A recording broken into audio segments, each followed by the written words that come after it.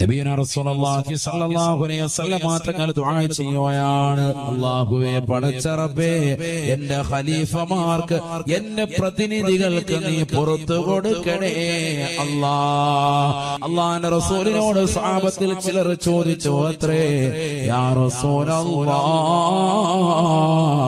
അലൈസഹും നഹ്നു, അത് ഞങ്ങളല്ലയോ ഹബീബേ, ആ ഖുലഫാക്കൾ പ്രതിനിധികൾ ഞങ്ങളല്ലയോ ഹബീബേ?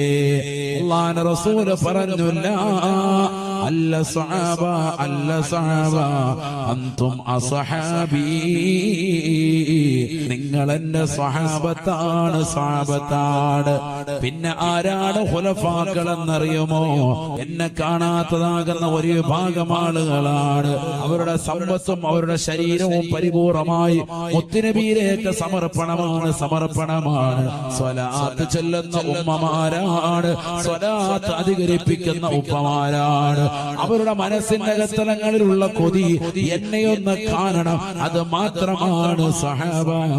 അവരാണ് എന്റെ ഖുലഫാക്കൾ, അവരാണ് എന്റെ പ്രതിനിധികൾ. അവർക്ക് അല്ലാഹുവേ നീ പുറത്തു കൊടുക്കണേ എന്ന് ഹബീബുനാ ശഫീഉനാ റസൂലുള്ളാഹി